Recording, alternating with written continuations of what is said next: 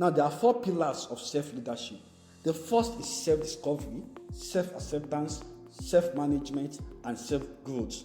And each of these pillars aligns with the four rubrics that is also on the screen. So, self-leadership, the first pillar is self-discovery. Before you can lead yourself, the first thing is you must know who you are. Self-discovery.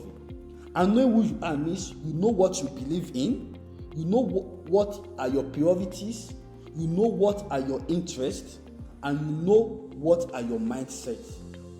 Because everyone is a combination of their belief, their mindset, and their interests, their experiences. So you must know this thing and be objective with yourself. In fact, I would advise that you take out a sheet of paper and you write this thing down. Who am I? What are my beliefs? What are my mindsets?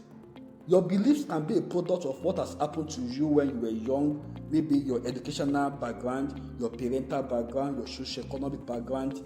This can come together to form who you are. So you must understand who you are. And then the second part is you must accept yourself. So this is who I am.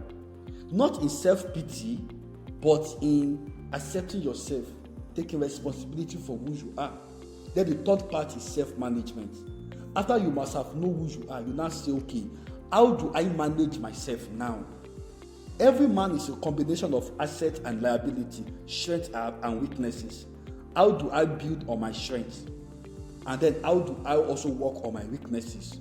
That's where self-management comes in. And if you look at the rubrics by the right, you will see identify the learning points and set up a learning plan. So when you have discovered who you are, you ask yourself, what are the mindset I need to change about myself? So okay, maybe you have inferiority complex. So you need to learn how to grow a good self-esteem. Maybe you grew up in an environment where you were silenced. So you are shy, you are timid, you have to learn public speaking. So the purpose of self-management is to identify the things you need to learn and the things you need to unlearn.